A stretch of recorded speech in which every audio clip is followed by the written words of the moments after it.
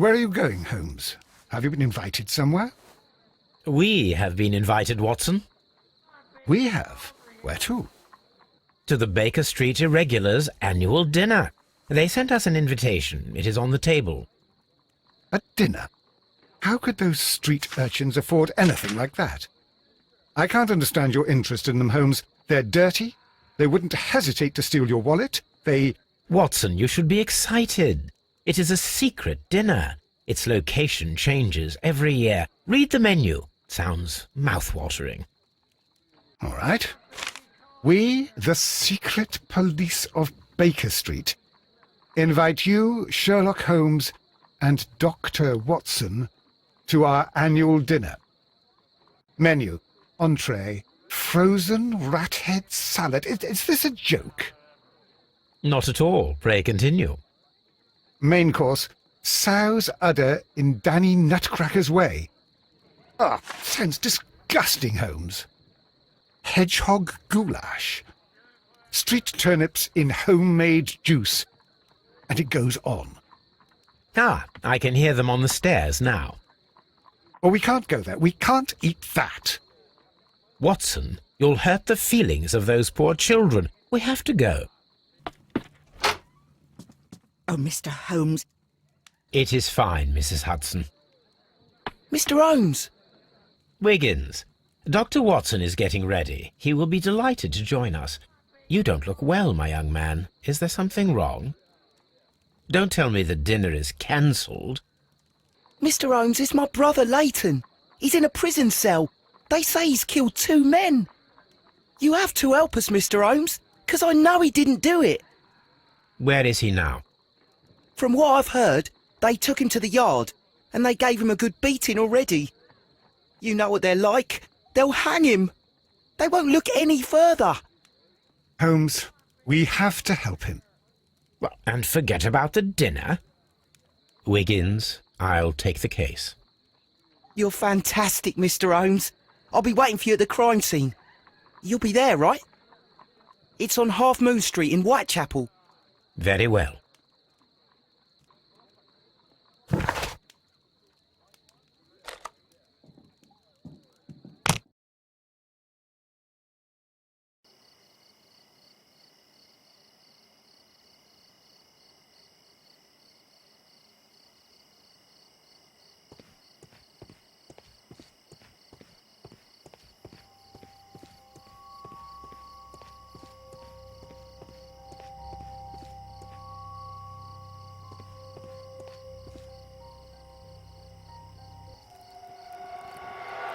Please, gentlemen, leave the scene now. Oh, Mr. Holmes, is that you? Good evening, Constable... Constable Marrow. I was here with Inspector Aberline during the Ripper case, Mr. Holmes, back in '88. But then this is nothing like that case. With this one, we've got the murderer, the weapon, and the statements, which speak for themselves. Of course, Marrow. But you know that appearances can sometimes be deceiving. Who were the victims? The 2 men here, both shot. The stab fellow was Brian Vercotti, a well-known ruffian. The other, Kenneth Butler, a jeweller by trade. You spoke of statements. You have witnesses? Well, I was there, so I gave my own statement. And then there were 2 other witnesses who said they saw the killer Chapman. Mr. Turner, a gentleman who lives in that flat over there. And Polly Powell, a flower seller, who was over at the far side of the street. So, Constable Marrow, I should be delighted to hear your testimony. I was standing at the north side of Half Moon Street. That was the side that you came from. But you would have been unable to observe this part of the street, where we are standing now. That is correct. But I saw the 2 victims slowly enter Half Moon Street, and then shortly after, the fireworks started. A few minutes after that, the fellow Chapman rushed towards me and ran into Half Moon Street. Please continue. I didn't pay attention, but Suddenly, I heard a woman's cries and police whistles on the other side of Half Moon Street. I rushed over there and I saw the 2 dead bodies on the ground. When I reached Whitechapel Street, I saw Leighton Chapman. He'd been caught by 2 police constables. Did you hear the shots? I didn't hear any shots. The fireworks were all over the sky. They were so loud I couldn't hear anything else.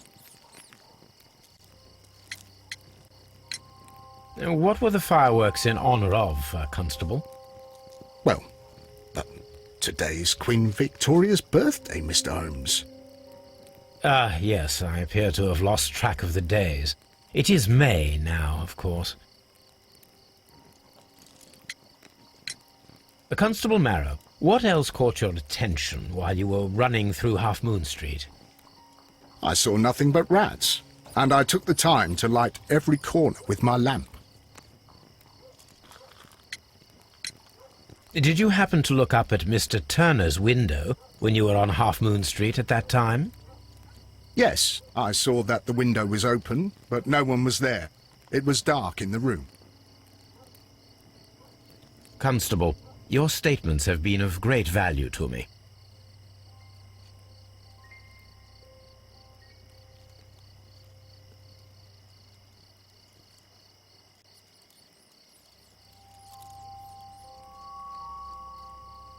A tattoo from Westgate Prison. Vicotti must have done some time there.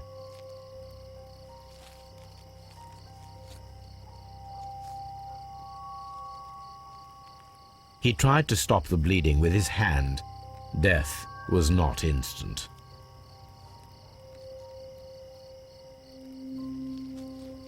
The bullet penetrated his stomach, a dreadful wound.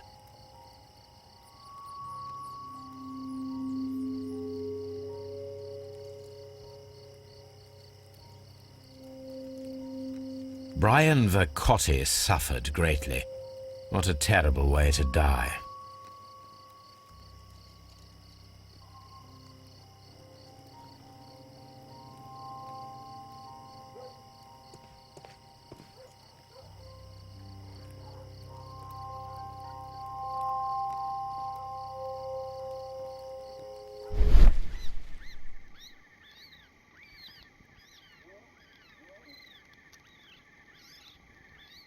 A piece of wood that has stuck between the cobblestones. Let us take a closer look.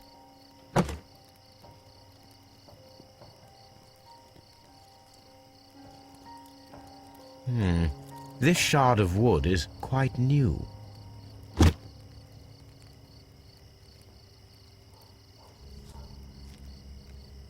The bullet struck his head. This man didn't stand a chance.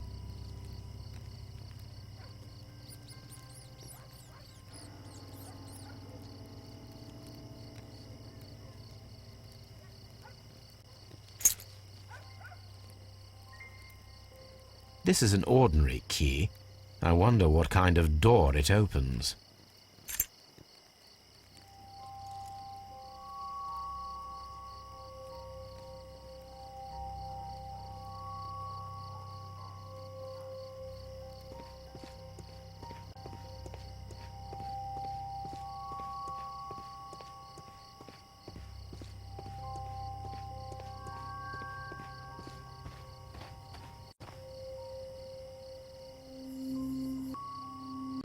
Mrs. Powell?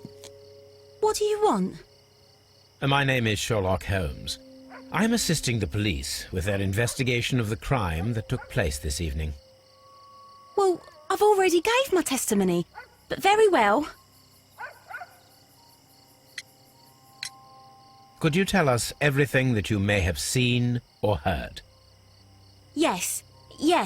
I was selling my flowers as usual, and then the fireworks began, in honour of Queen Victoria. I enjoyed those. But then, all of a sudden, a young lad ran out of Half Moon Street and stopped just by me. He had a gun in his hand. He was like a ghost, and all covered in blood. It was dark, but I could see him, because of the flashes from the fireworks. And then? I screamed as loud as I could, I knew that a policeman should be on duty in the vicinity. He had no time to escape. 2 constables got him. Then another constable came out from the very same street, and I heard him talking of a horrible murder. Mrs. Powell, did you hear the gunshots? I'm not sure. You know, what with the fireworks? Did you see anyone else leaving Half Moon Street, prior to or at the time of the crime? No, sir, I did not. Even with all the fireworks, I was very attentive, as I'm always on the lookout for customers. My thanks to you, Mrs. Powell.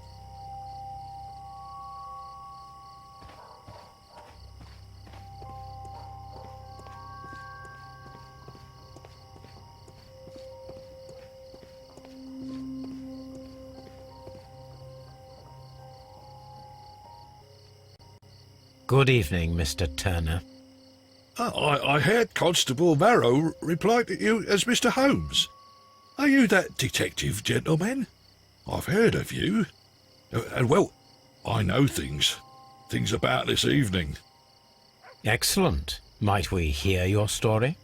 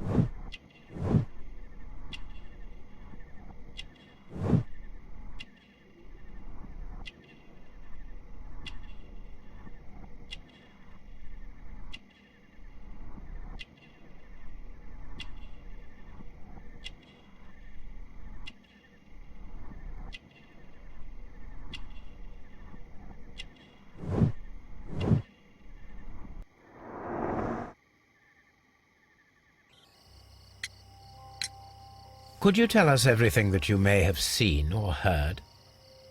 I was already in bed when the fireworks started. A few moments after, I clearly heard 2 gunshots from outside. Please continue. I quickly got up and I grabbed a lamp from my nightstand and I rushed towards the window. I looked down and I saw 2 bodies. And there was a man with a gun who was standing nearby. Where exactly? Well, near this body. Did he notice you? I don't think so. He rushed towards Whitechapel Street without looking around.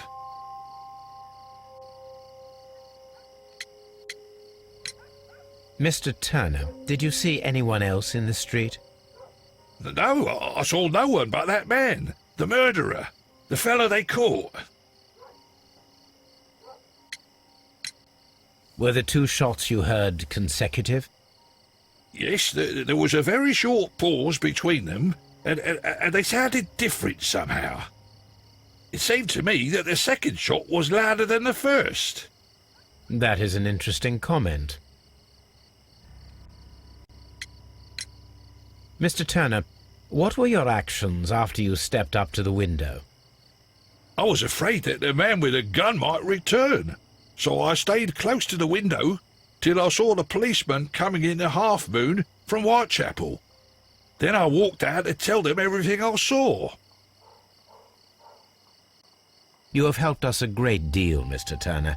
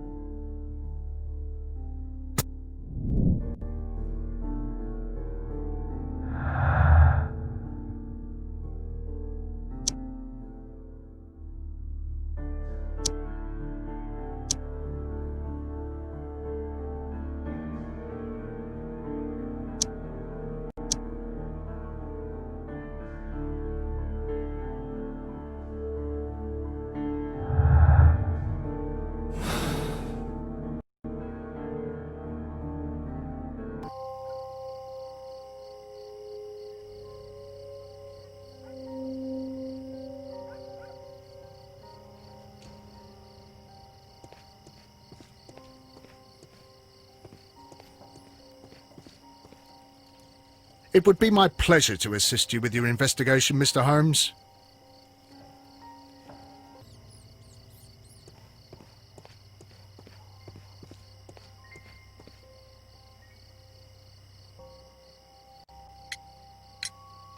Mr. Turner, you have stated that you remained close by your window after the crime, is that correct? Oh, yes, Mr. Holmes. I stayed at my window until the policeman arrived to examine the dead bodies.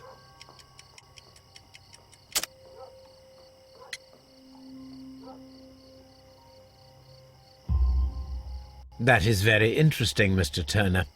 Constable Marrow stated that he did not see anyone at the window when he was running through Half Moon Street.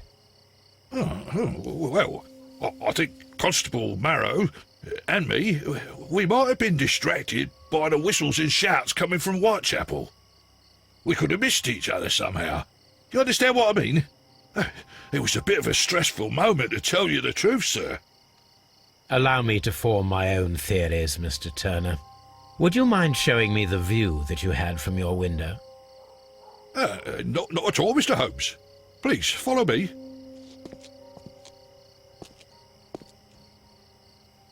Mr. Turner appears to live very modestly.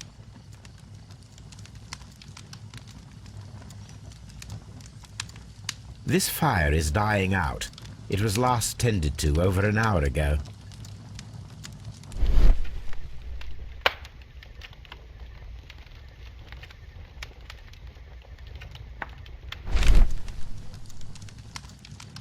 The papers are almost entirely burned.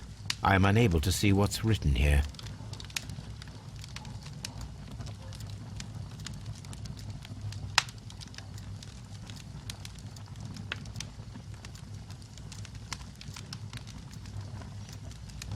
These words are illegible. The papers were thrown into the fire just a short while ago.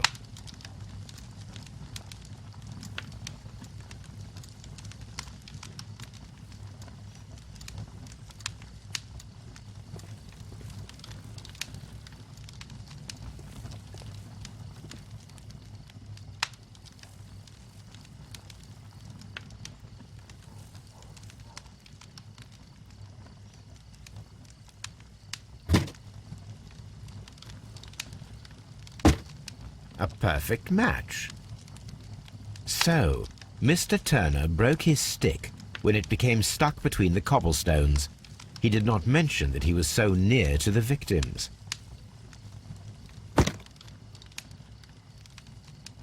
The books on this shelf are in a mess. It looks as though Mr. Turner was trying to find something in a hurry here a short while ago.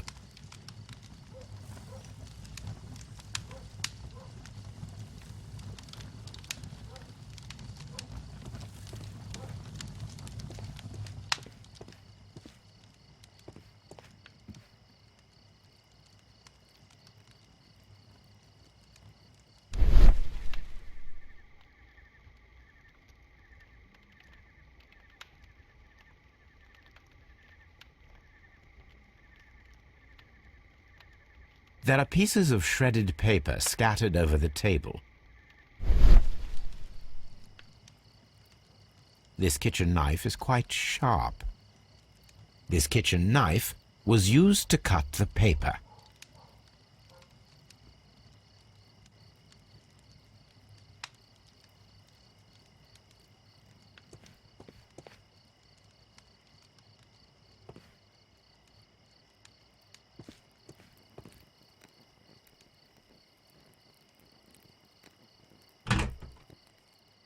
So, that's the view Mr. Turner had when he opened the window. The dead body of Kenneth Butler. Brian Vercotti's contorted corpse. Mr. Turner had a perfect view of the crime scene. He saw the bodies clearly, and Leighton Chapman standing over them.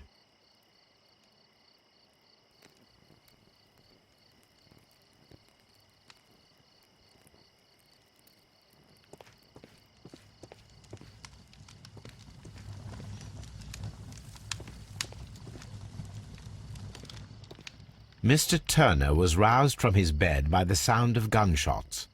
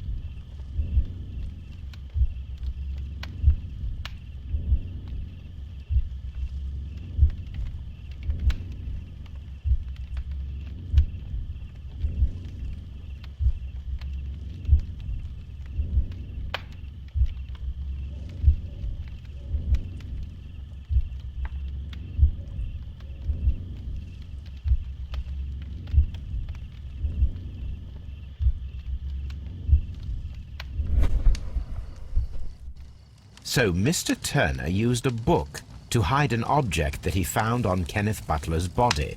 The question is, what did he find?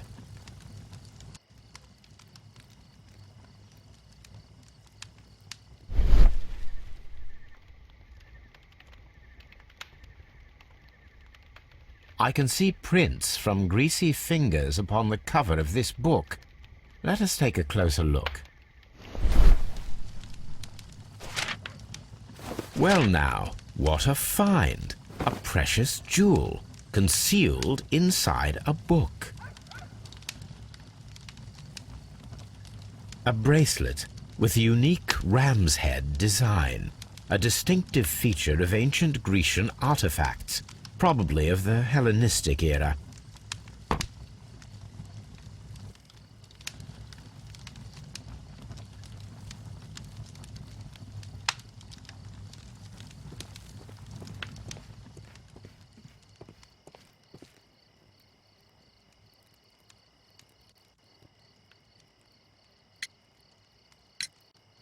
Mr. Turner, how would it be possible for a man of advanced years, such as yourself, to rush from his bed to the window in a matter of seconds, as you have stated? Well, I'm able to move very quickly, despite my age. And when the situation requires it, Mr. Holmes.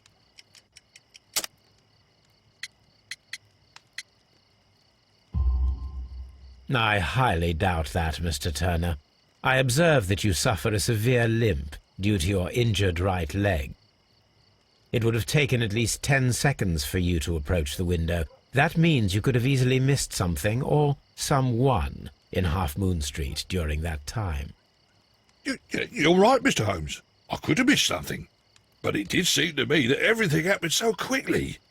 Oh, time can pull tricks on you. And what of everything else that you told us? Mr. Turner, it is vital that we have your complete and true statement. Mr. Holmes, I do assure you that the other things I said were most sincere.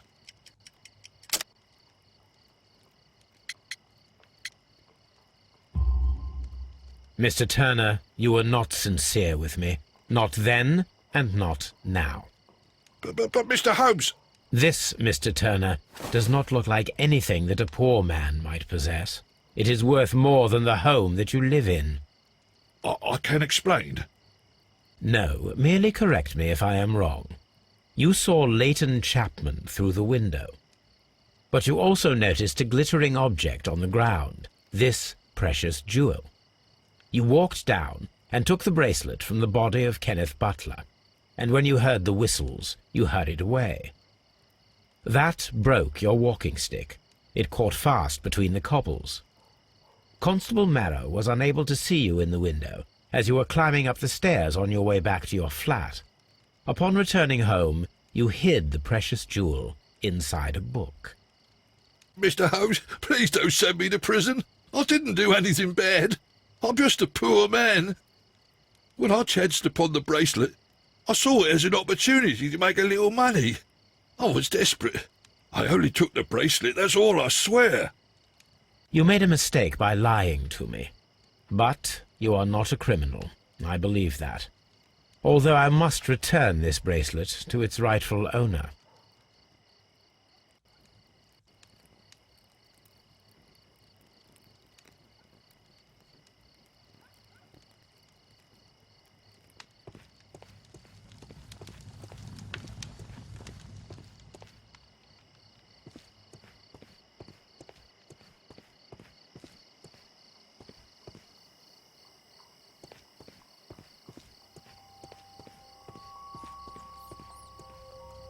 It would be my pleasure to assist you with your investigation, Mr. Holmes.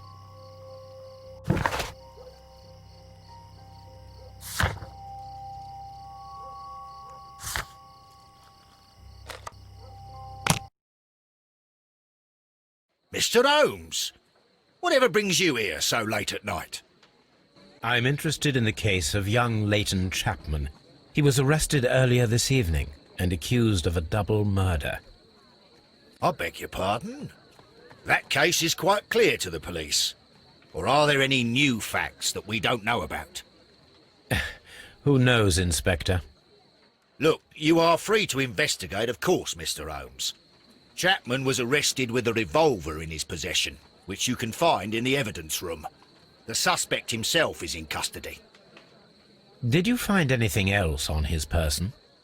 A few personal belongings. Nothing particular, Mr. Holmes. Thank you, Lestrade.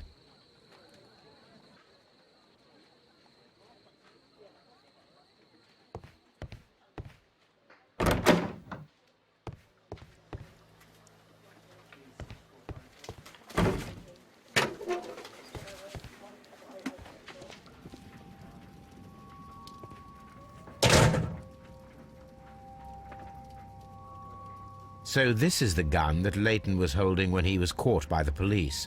It is a Webley revolver, a reliable weapon. It seems as though the shells were not removed from the cylinder.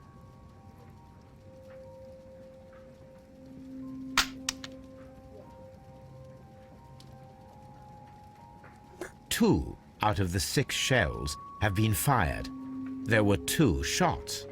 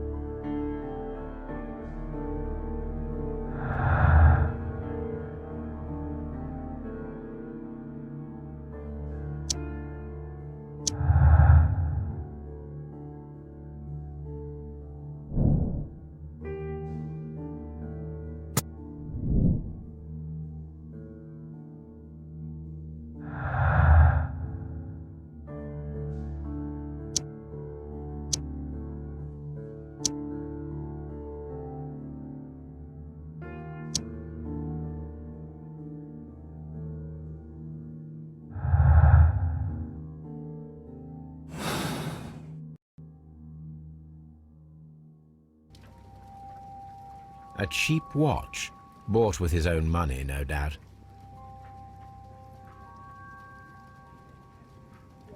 These cigarettes are filled with cheap tobacco, nothing interesting.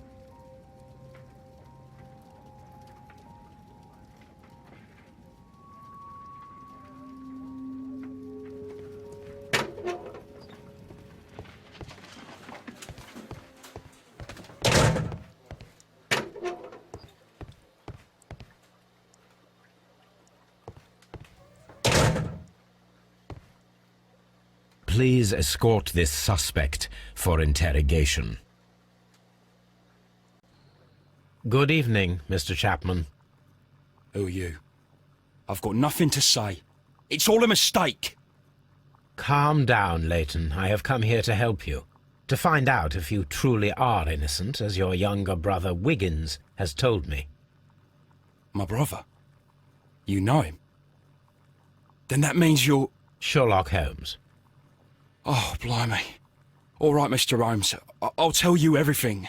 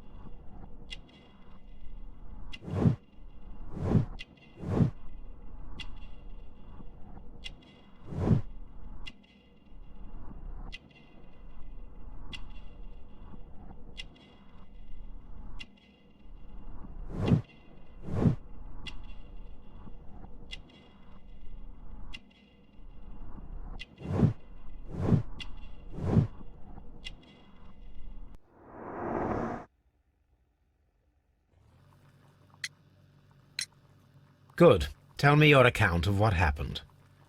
I left my work and I hurried up to see the fireworks in Whitechapel. I was late, so I decided to cut through Half Moon Street. I saw the first fireworks light up in the sky. I bumped into a constable on a corner before entering Half Moon. Then suddenly, what with all the firework flare, I saw two men. They were both lying flat in the middle of the street. I stopped where I was. I thought about turning back to the police, but as I was thinking of that, I saw a third person. He was leaning over the body that was furthest from me.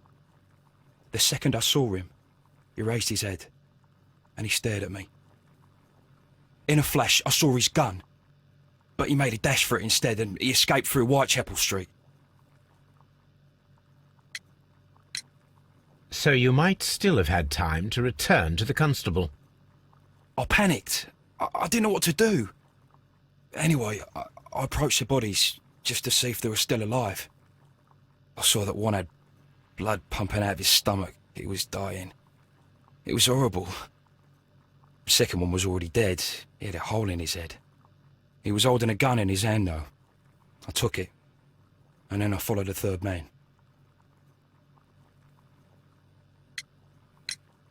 Interesting. Pray, continue. I turned a corner, and I saw the man standing in the middle of the street.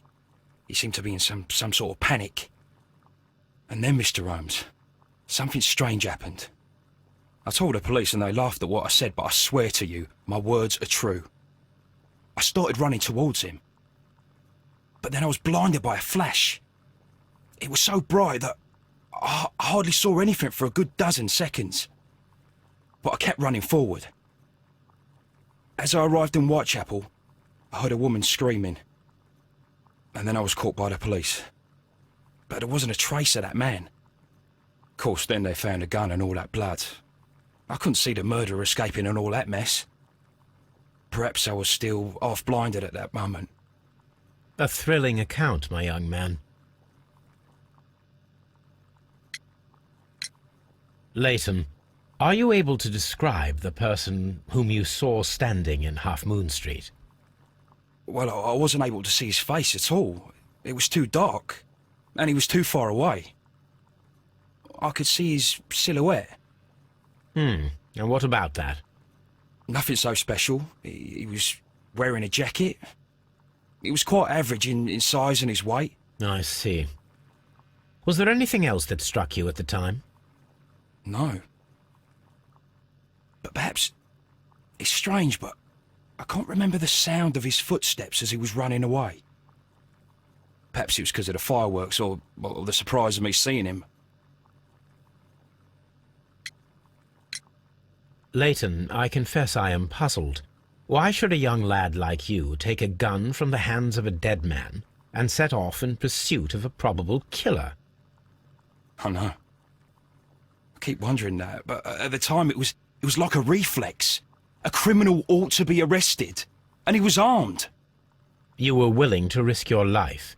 That was a little foolish, unless you wanted revenge. No, Mr. Holmes.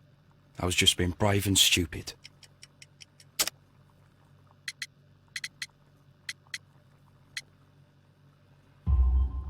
I'm sure that you were, but I believe that you may have recognized one of the victims, Brian Vercotti. You knew that gentleman well, did you not? However could you know that? You have a typical tattoo of the Westgate Brotherhood upon your hand. I observed exactly the same mark upon Mr. Vercotti. You came to know him from your sharing a past prison sentence. Am I correct, Mr. Chapman? Oh, God. You're right, Mr. Holmes. Would you tell me a little about Brian Vercotti? We were convicted for a robbery. Once in prison, both of us joined one of these fraternities. During that year, we tried to help each other out, you know? You were quite young then, I believe. Yes, Mr. Holmes, we were. We'd only stolen a pound of meat. After we were released, and when I saw what my little brother had become, I decided to work towards living an honest life. And Vercotti? He had a hard time. His sister had died in a Whitechapel dispensary while he was in prison. He had no family anymore. Our paths split. He fell back into crime. So you lost him? Yes. And for around 2 years, I heard no news of him at all. We shall see you soon, young man.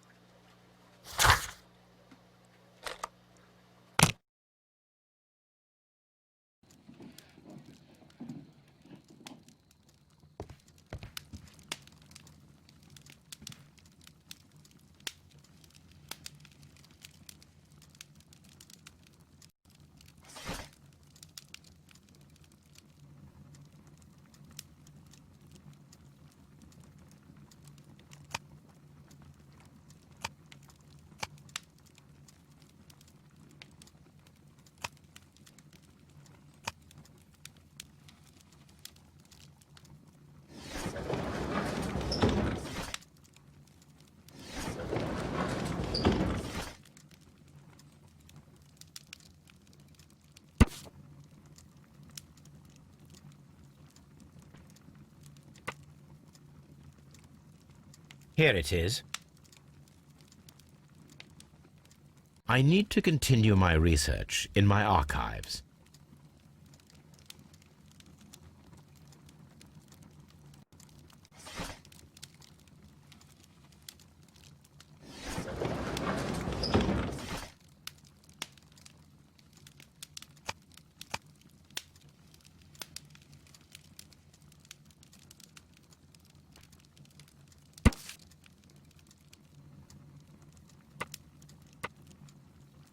Here it is. One of the victims, Kenneth Butler, was involved in the story of the stolen Hellenistic treasures. A visit to his pawn shop should tell me more.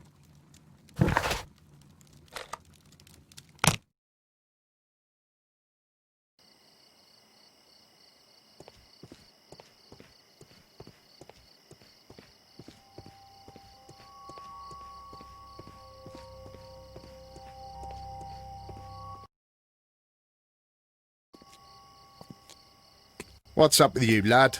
What are you waiting for? I'm waiting for my brother to be released. Your brother? The one that you caught, beat up and imprisoned. Ah, the murderer. He ain't killed no one, copper. Watch your mouth, lad, else you'll be joining that worthless brother of yours.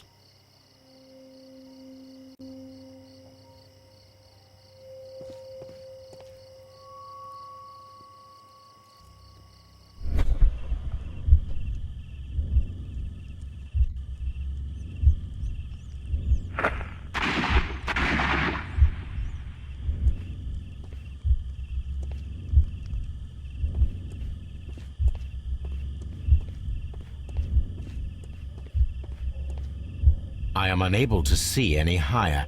I need to find something to lift my lamp.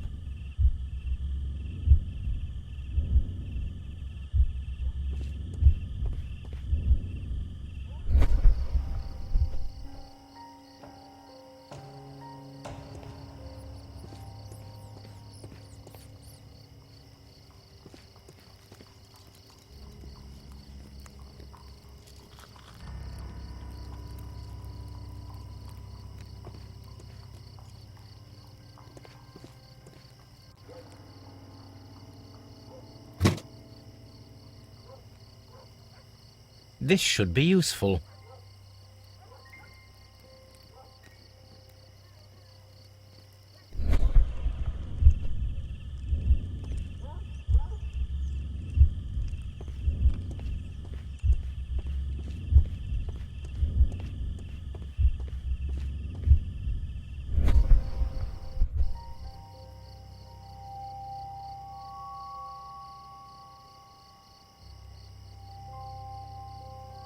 Nothing interesting here.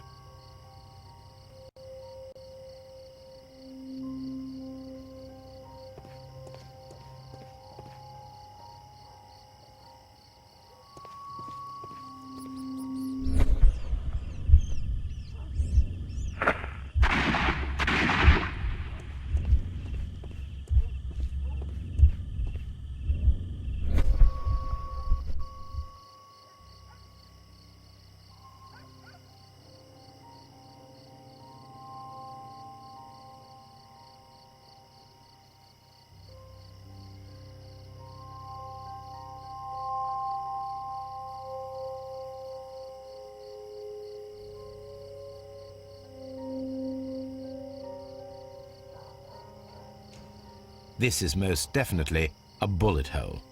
The brick cracks are fresh. Watson, there was a third shot fired in this street.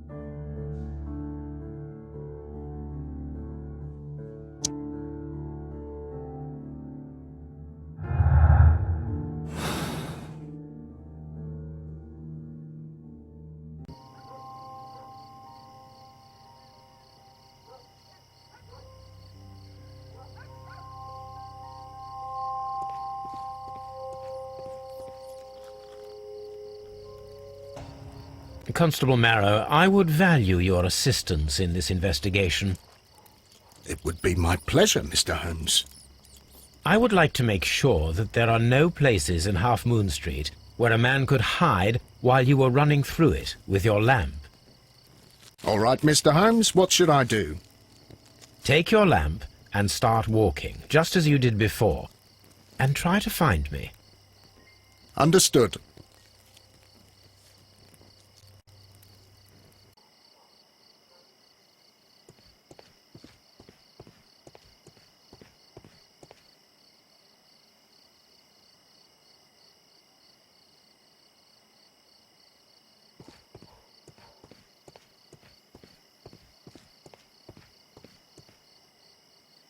I can see you very well, Mr. Holmes. All right, Constable. Let's try again. I'll find another place to hide.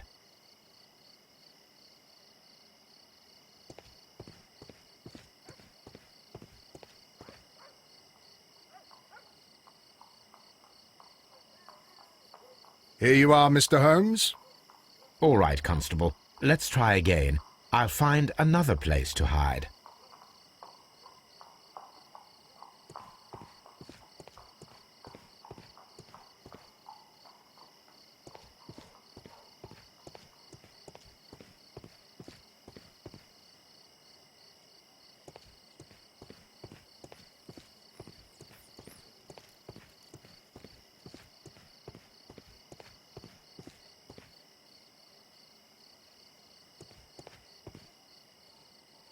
Mr. Holmes, it wasn't difficult to find you at all.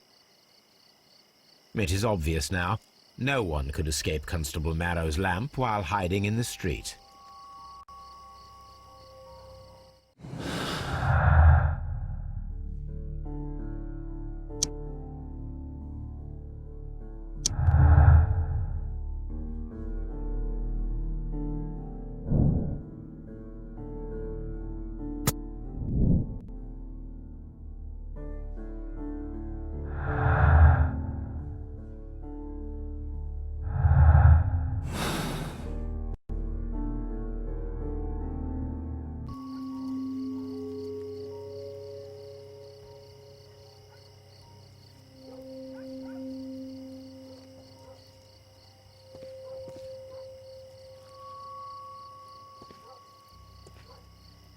It would be my pleasure to assist you with your investigation, Mr. Holmes.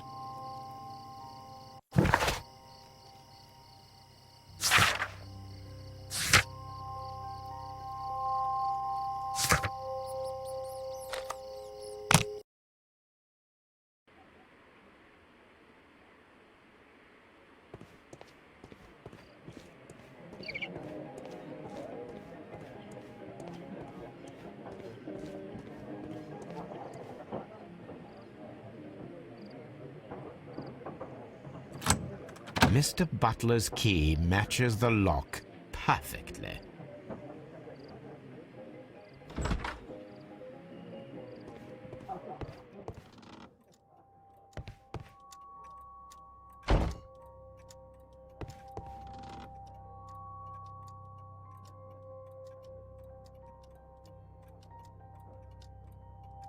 These tools are exactly what I need to climb the wall.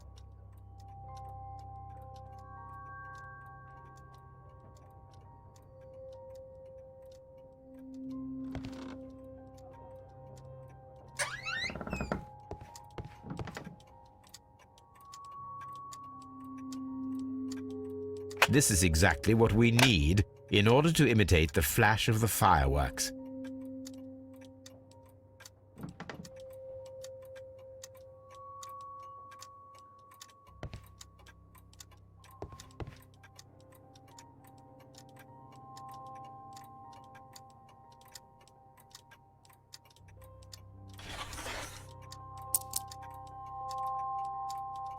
The ram's heads. This necklace belongs to the 5 Rams of Mittelin collection. Interesting.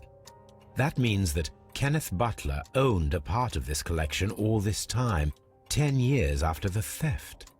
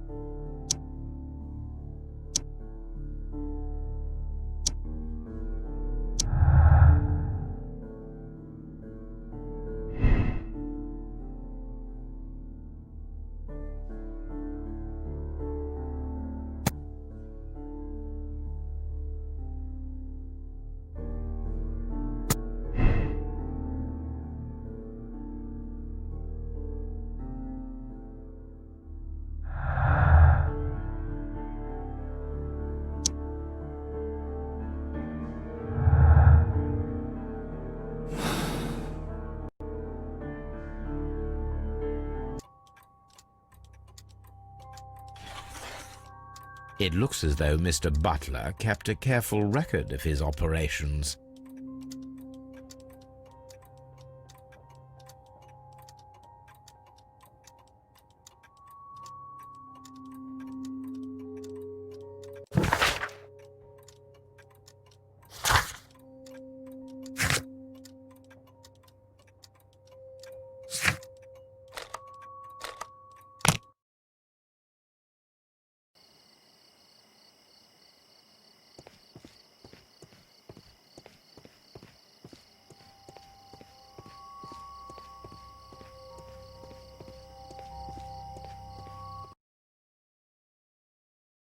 Why are you looking at me all the time like that?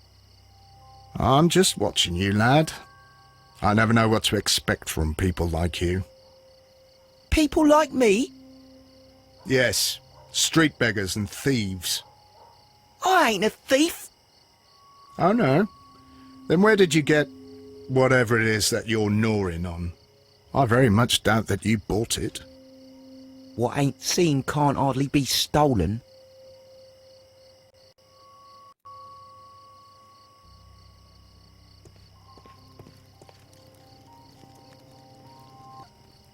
Constable Marrow, Watson, I would like to perform another kind of reenactment with your help. I'm listening, Mr. Holmes. I want to check if Leighton's testimony can be trusted. If someone could vanish into thin air at a specific moment. But Holmes, I don't see how. I am going to be the mysterious gentleman whom Leighton followed. I will stand exactly where he saw him before he was blinded by the flash. Watson, you will be Leighton. When I fire the signal flare, you should start to chase me. I understand, Holmes. You, Constable Marrow, just play your part and do exactly as you did. Just, please, wait 5 seconds after the signal flare. I doubt that Polly Powell would have screamed any earlier. As you say, Mr. Holmes. Let us begin then. Catch me if you can.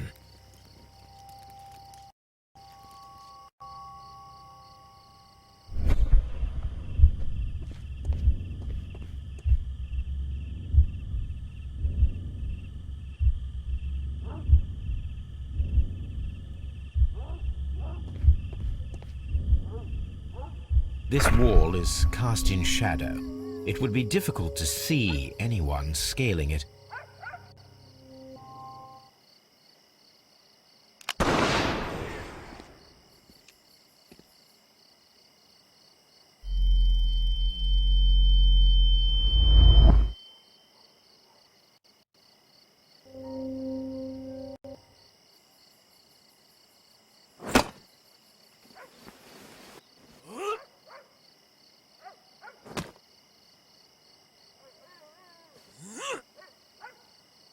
I can barely see anything.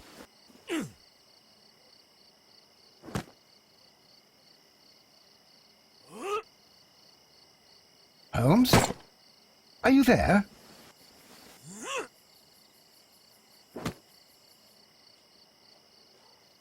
Where is he? My God, a man can't just disappear like that.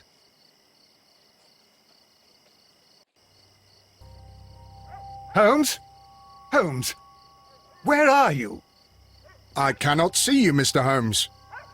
Dr. Watson, it seems that Mr. Holmes has disappeared. Don't worry, gentlemen, I am up here, above your heads. How on earth did you get up there, Holmes? I am using crampons and a climbing axe, although the person we are looking for did not leave any traces of such tools. Constable, is there any way to get to the top of this building? Yes, Mr. Holmes, I can show you. The door to the building can be found from Whitechapel Street. Gentlemen, I am on my way down.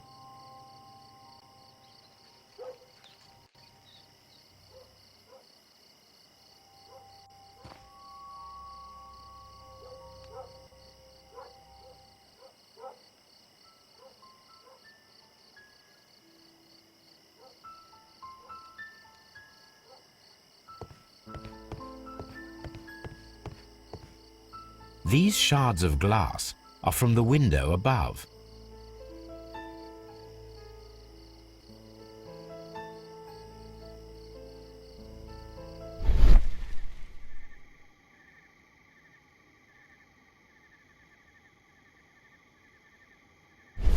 A cluster of thick black threads. They're unusually strong.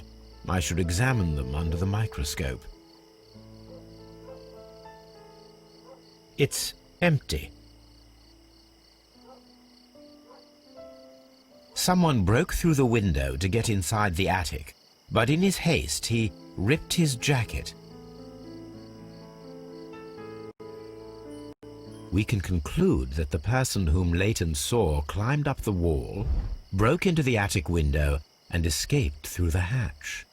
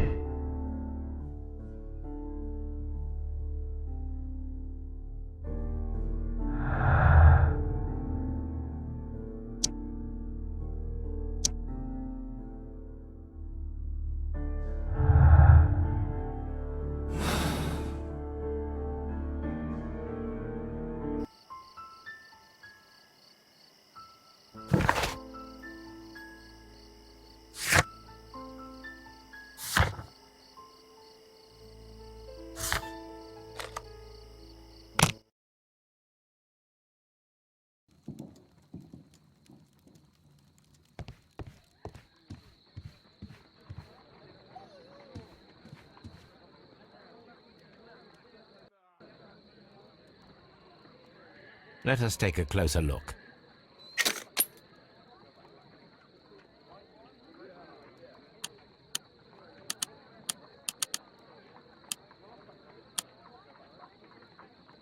It is not a thread, but a hair. I very much doubt that it is human. I need to compare this sample with a human hair and a horse hair. A shaving brush is usually made from horsehair. Watson, could you please pass me your shaving brush? Here you are. Watson, look, what's outside the window? Well, I don't see anything. Ouch! Holmes! Oh, don't make such a fuss. One little hair.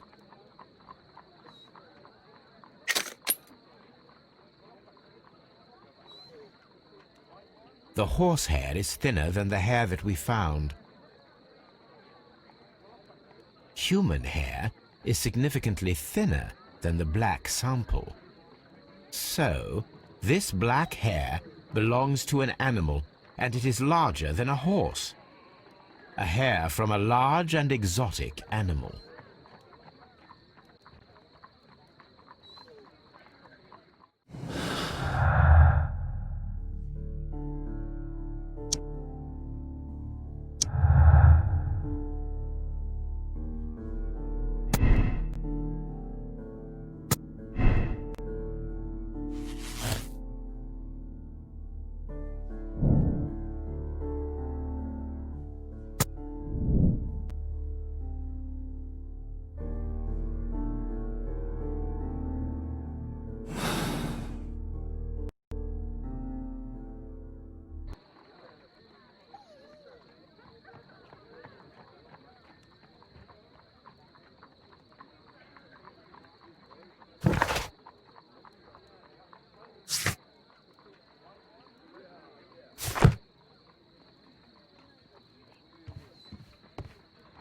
Uigins is currently at Half Moon Street.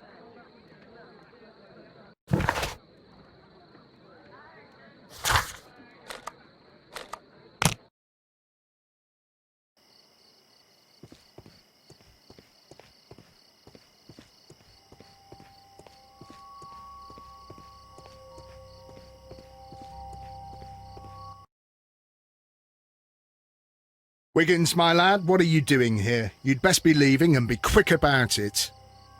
I've done nothing wrong. You'd learn more by watching Mr. Holmes. He knows exactly what he's doing. Not like you. Oi, watch your tongue.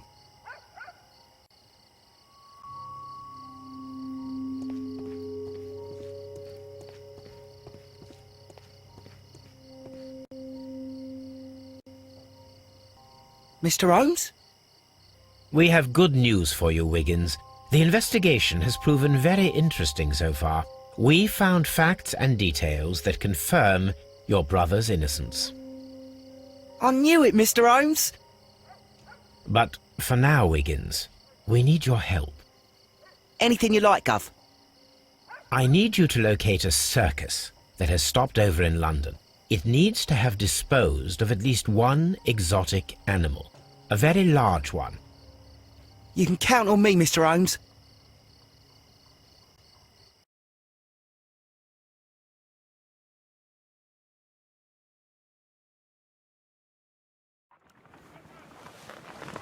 I do hope that those children don't get into trouble, Holmes. Don't worry, Watson. I predict some news in 7 seconds. Mr. Holmes, we found it. Here it is.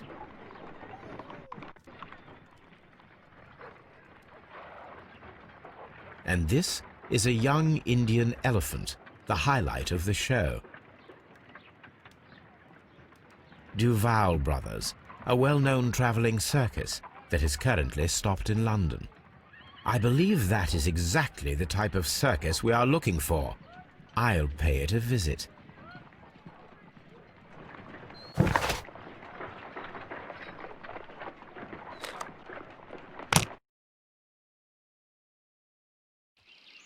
Aye, you! Stop right there! Good morning, sir. Pardon me, but why am I not allowed to walk around here? Because it's private. Well, I only wanted to meet the artistes. You're wanting to apply for...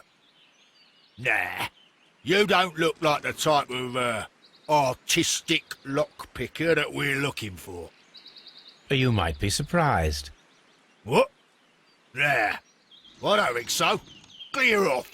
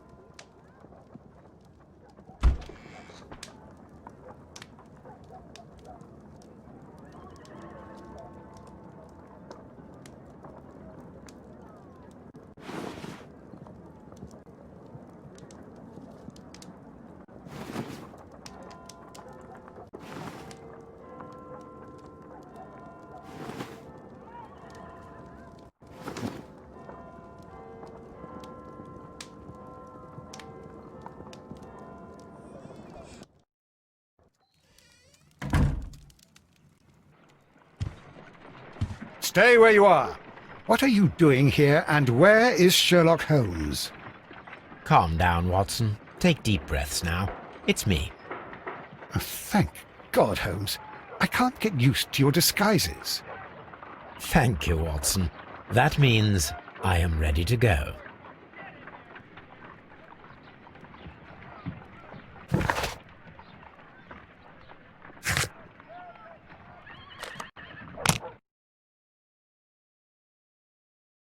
Who are you? What's your name? My name is Nigel. I'm here to open the locks. Talented, eh? Let's see. Go inside the marquee and show yourself to Charles Foley. And I'd highly advise you not to trick him. Got that? I've got it.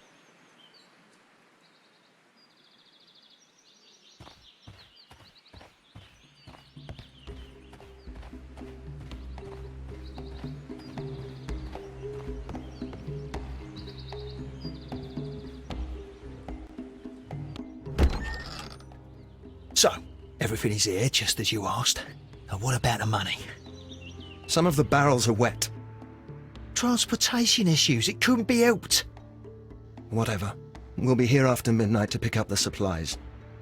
I want to be paid first. No. You'll be paid after we make the transfer, as I said. Right? I hope that no one saw you. The police are on the lookout. Of course not. I'm a professional. Glad to hear it. Be ready for tonight, then.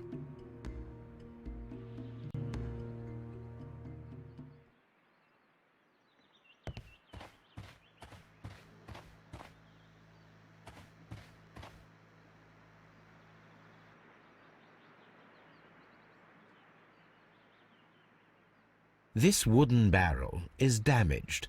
It is difficult to say what is inside. There is a spot on this barrel that was intentionally painted out.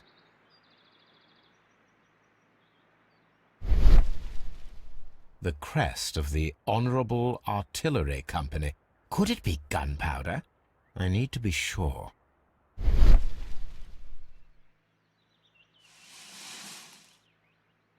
Judging by the fractions and the scent, I can confirm that it is, in fact, gunpowder.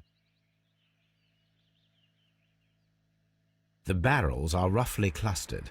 It seems as though they were brought here in a hurry.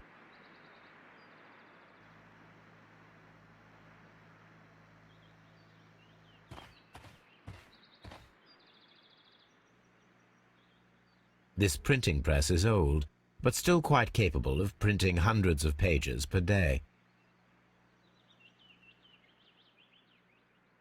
That's a picture of a contemporary gentleman wearing a Robin Hood hat.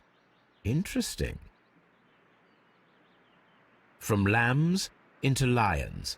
Those are words of encouragement and defiance. This poster was clearly made to fire up rebellion amongst the people. There are enough posters to paste across half of London's walls.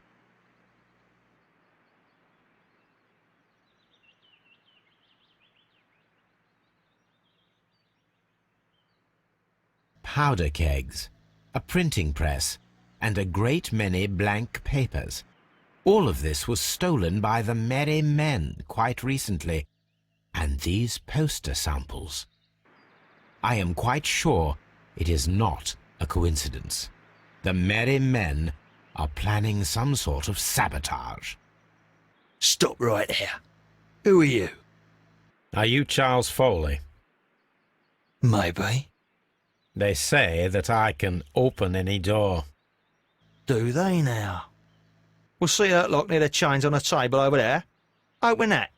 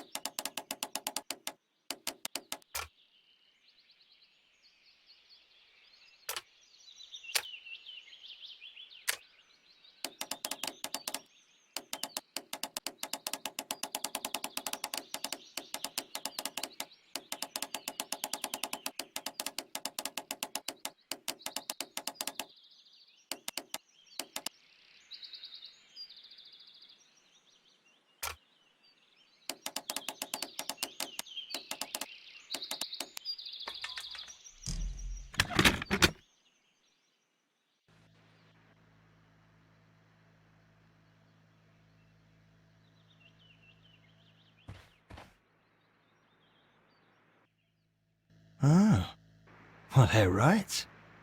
What's your name? Nigel Shirley, from York. Ah, Nigel from York. Never heard anything about you. How'd you hear about me?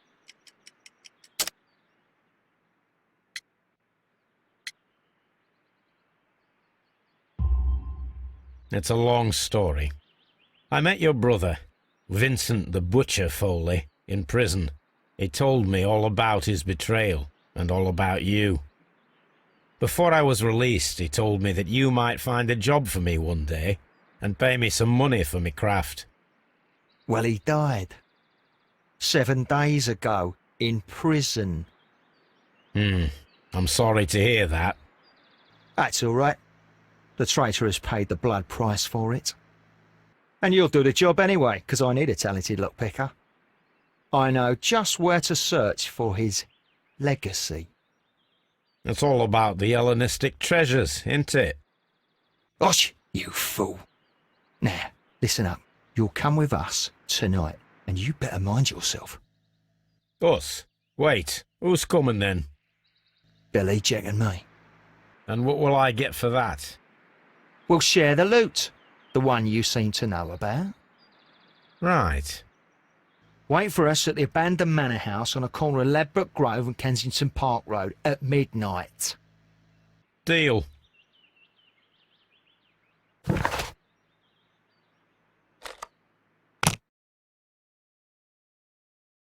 Here I am at the manor. Somewhere inside it are the Hellenistic treasures. This lock is quite old. It shouldn't be much of a challenge.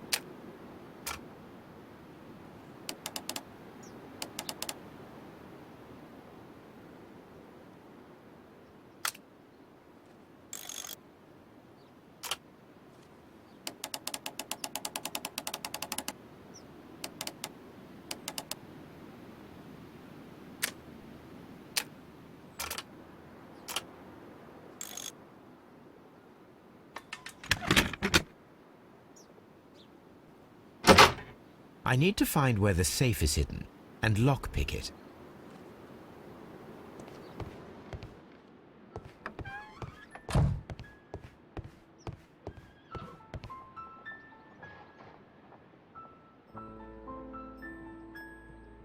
This cupboard is an absolute mess.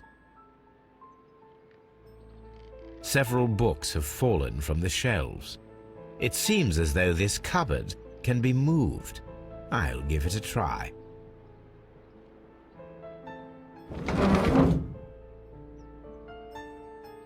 So, that's the lock I must open tonight. Let me see.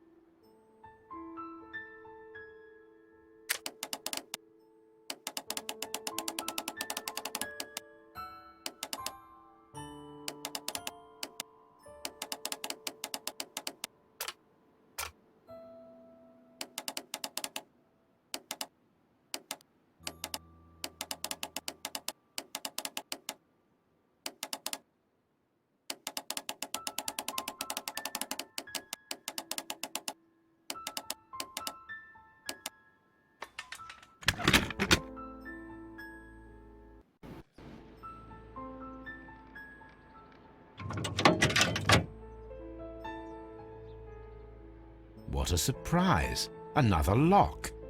And I won't be able to pick it. I recall that precious key around Foley's neck. It might prove a decent fit. I suppose they hired me to only open the first lock. Let us wait for the thieves, trap them, and find out. Let us check the thieves' possible escape routes in the event that they are caught off guard by the police from the front door.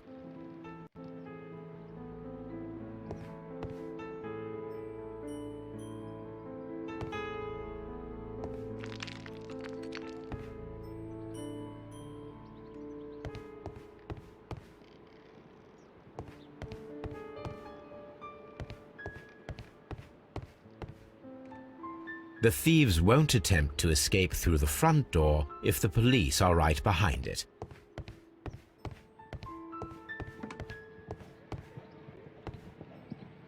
The ground floor window is a perfect way to escape the police.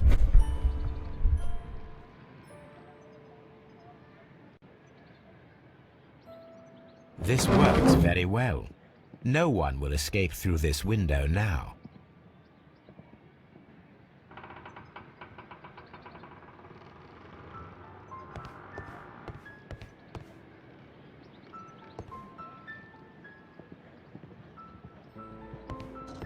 This door is a perfect means of escape in an emergency.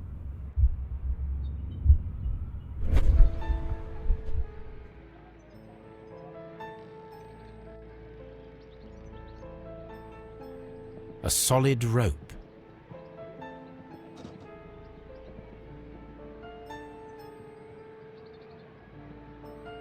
This should be useful.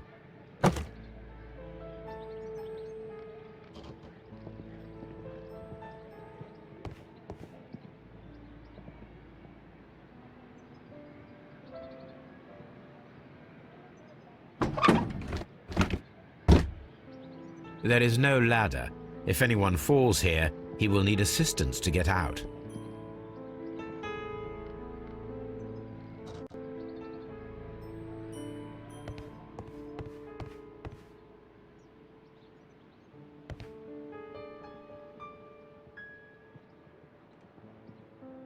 This should be useful.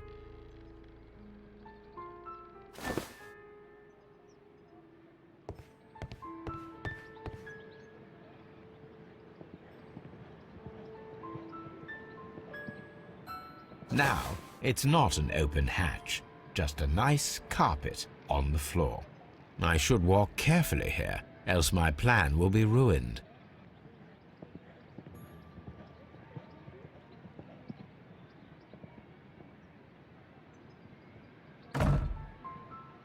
The door is now blocked.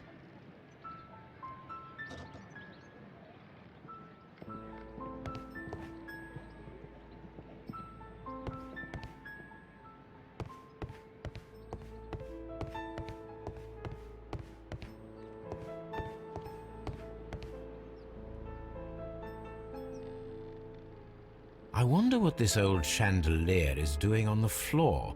It looks as though it was poorly attached. I suppose that the thieves already tried to open the lock with this formidable hammer, but they were unsuccessful.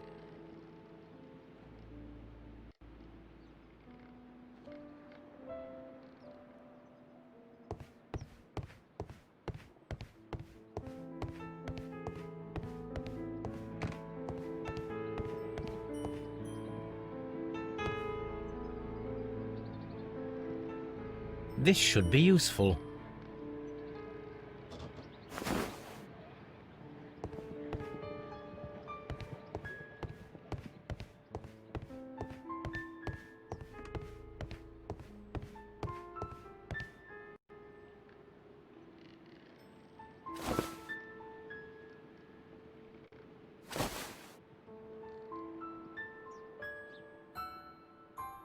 Now, if anyone takes the hammer, the rope will uncoil and make the chandelier fall.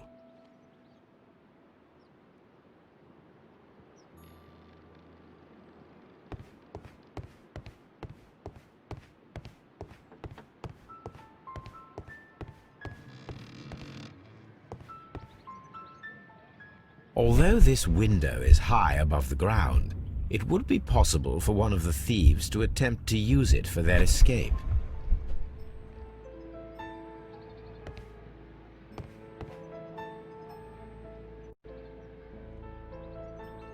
This should be useful.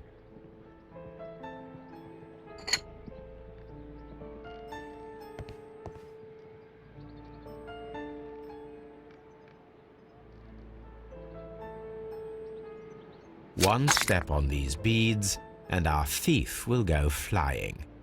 I should walk carefully here, else my plan will be ruined.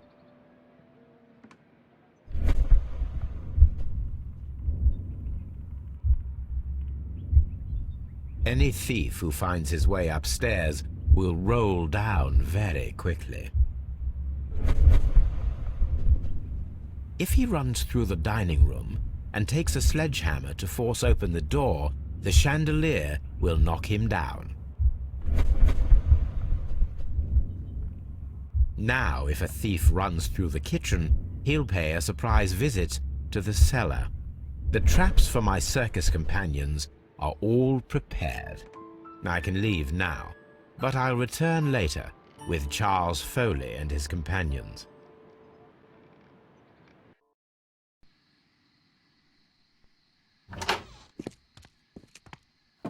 Police! Police!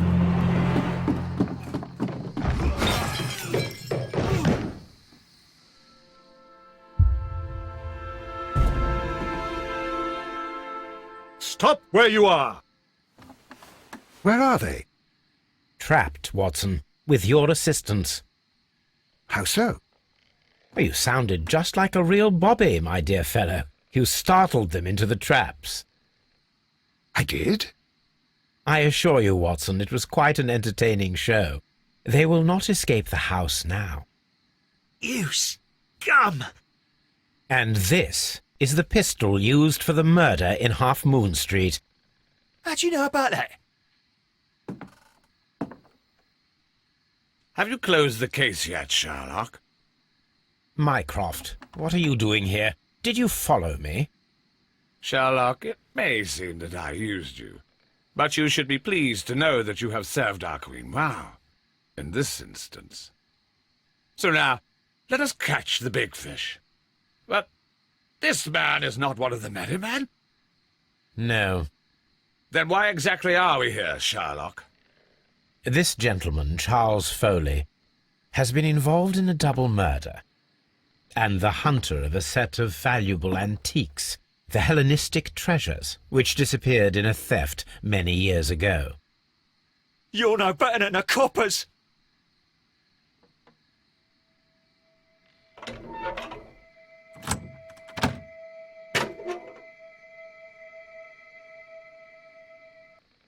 Holmes, that is incredible.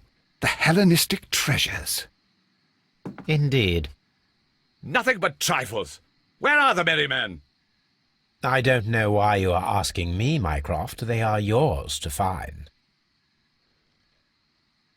I'll see you soon, dear brother.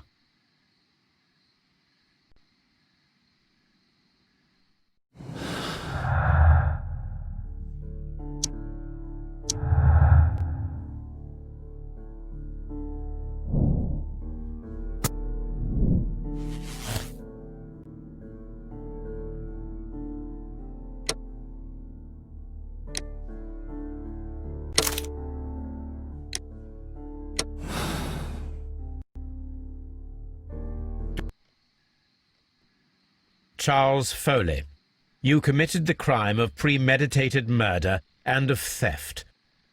You will be severely punished for your deeds.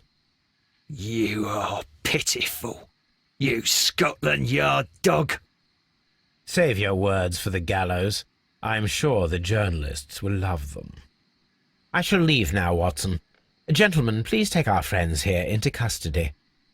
Where are you going? I have unfinished business. I'll see you at Baker Street.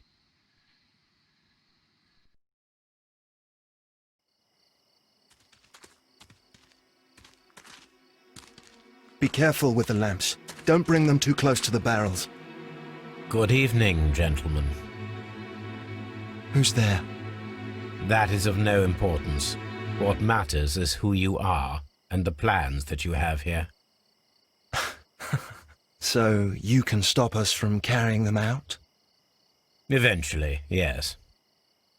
Hey, careful. You'll blow us all up. I'm listening. We are a group known as the Merry Men. But I suppose you knew that already. We are the men who've already lost everything of value in their lives. We are ruined shopkeepers. We are workers who were fired from their jobs. Honest people who were robbed. We were forced out from our homes and thrown onto the street. And all of this in the name of the so-called law. The laws that were set out by our government. The laws that make the commoners only more vulnerable and the wealthy more protected. We are not only from the British Empire, Some of us are from the new lands, America, Australia, and we are many. But men we are still, and we are merry for that we stopped being afraid. For those powers that be had done their best to plant the fear inside our souls, and we accepted it so easily. The fear advised us to keep our heads bowed. It prevented us from fighting. Bankers and politicians, they own our lives, our work, our bread, and they push us to compete between each other, just to see who may serve them better. But in the end, they are the few, so they are weak. They are nothing without their titles. We should not fear them. Our so-called masters should fear us instead. The time has come for our group to stand tall. Our great and many merry men. We are going to blow up the London Stock Exchange. No life shall be lost. But ownerships, debts, and property titles? They shall all be destroyed. They're only papers, after all. So many people will be freed over this night. That is a radical step to take. What result do you truly expect? Chaos. But soon people will understand that they are free, and that they don't belong to anyone. They will be able to work for themselves, together, without letting the rulers dictate what to do, and finally justice will arise. What you are intending to do is a crime. It is not justice.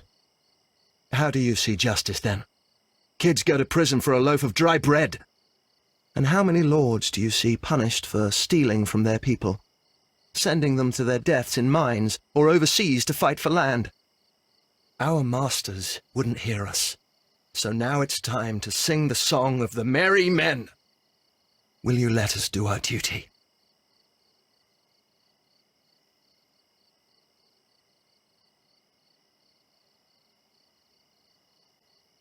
When people fight the order, they are too blind to see the consequences that throw society into chaos.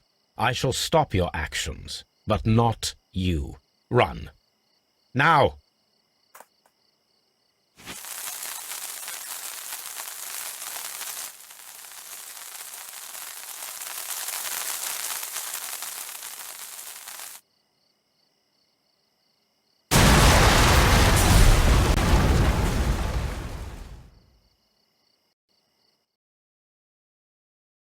So, you're interested in Russian literature now?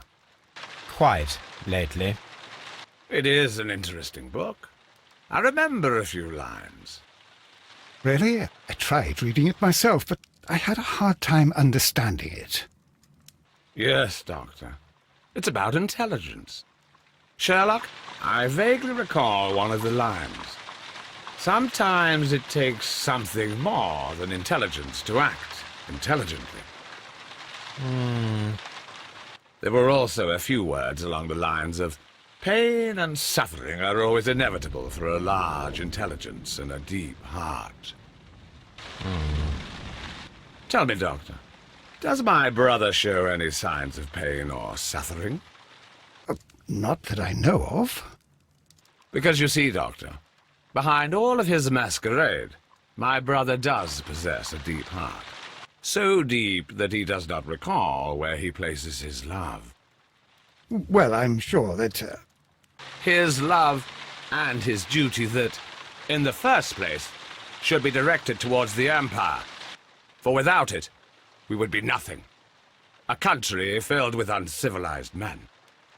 And the Empire needs order and discipline. It has no room for chaos.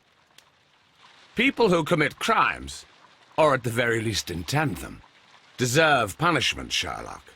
Without justice, there can be no civilization. But we serve the truth, not justice. Your truth, Doctor, that may prove immoral. Allowing people to terrorize London, destabilizing the whole empire. Terrorize only the powers whom you serve, Mycroft. Not I, not Watson, not Mrs. Hudson, not Wiggins. Sherlock, the merry men are to be stopped. Not by me. You created the merry men. Stop them yourself. Only make sure that you don't create 10 more merry men by arresting the one. Good night, Dr. Watson. Anything in the post, Watson? Any clients worthy of our attention? Only a second reminder from Mrs. Hudson about our new neighbour. She urges you to remove your... Oh, I don't care about that. Holmes, the lady who will be moving in shortly has requested the use of our spare room to place all of her boxes. Wait, what? A lady?